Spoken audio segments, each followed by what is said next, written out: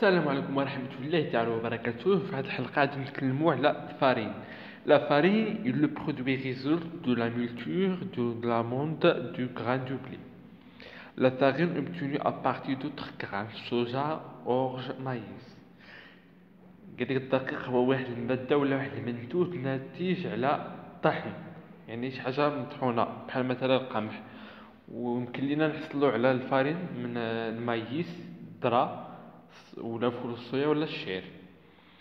كومبوزيسيون دو لا فارين، يعني المكونات كاين لي فيتامين بي و او و بي بي و اي و او، وكاين لاميدون في 60% من 70%، يعني نشا ماتيغ ازوتيك مادة ازوتية 9% حتى 12، ماتيغ غاز الدهنية، ماتيغ مينيرال ملح معدنية، و humidité يعني الرطوبة الاسيديتي. Quels sont les critères du choix de la farine؟ شنو هي معايير اختيار الدقيق؟ Analyse sensorielle, odeur, saveur, texture, couleur et utilisation. يعني النوع ديال الutilisation، يعني الرائحة، المذاق واللون، وكيفاش، حيت كاينين كل الدقيق والنوع ديالو. كاين عاد نشوفوها في واحد الجدول. C'est une autre farine que la farine du blé. يعني اذكر شي حاجة بحال الدقيق، يعني يمكن مثلا الرز، كاين دقيق الرز، دقيق الذرة والبلوط. كاليسيفيكاسيون سولون لوطو، يعني التصنيف وفقا للمعدل. كاين جوج لوطو دو سوندغ ولوطو ديكستراكسيون. لوطو دو سوندغ هي وزن الرماد. شنو هي مثلا كنجيبو الدقيق بودر، قاعدين نعرضوه للحرارة، الا تحمر لينا ولا اللون ديالو احمر ولا برتقالي، فهذا دليل على ان النوع ديالو كيكون مزيان. الا كان اللون ديالو ابيض واخا حرقنا، هذا النوع ديال الدقيق كيكون يعني خايب، ما كيكونش في ديك الجودة. Qu'est-ce que le taux d'extraction de la farine? C'est le poids de farine que l'on extrait de 100 kg de blé nettoyé. هو الوزن الصافي.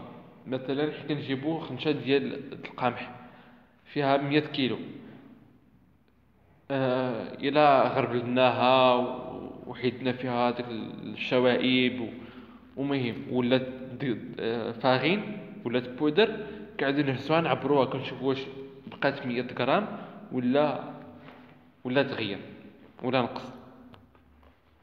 كاليسيفيكاسيون دو فارين باغ تيب، يعني هنا التصنيف حسب النوع. تيب 45 تيب 45 كيصلح الباتيسري، 55 و65 و80 بولونجي، 110 و150 باتيسري. Stockage de farine. La farine doit être entreposée dans un local aéré et propre, sec et frais, à l'abri de la chaleur et du soleil. Il faut utiliser la farine par ordre de livraison règle FIFO. يعني يجب تخزين الطحين في مكان نظيف وجيد التهوية، يعني يكون في مهوي جاف وما تكونش فيه الشمس.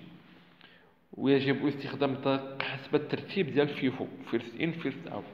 لي زانيم دو لا فارين، يعني الطفيليات.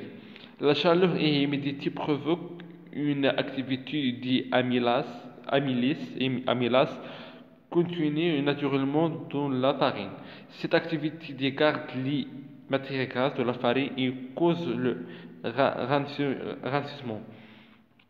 لي رونج كوم سوري غا ميلو، يعني التأثير ديال الحرارة وديال الرطوبة كينقسم الفوائد ديال الدقيق. على سبيل المثال المواد الدهنية، ما كتكون يعني ديك المواد الدهنية يلا مثلا خزنا الدقيق في الشمس، ديك المواد الدهنية ما يعني الدقيق كيولي خشن ما كيوليش.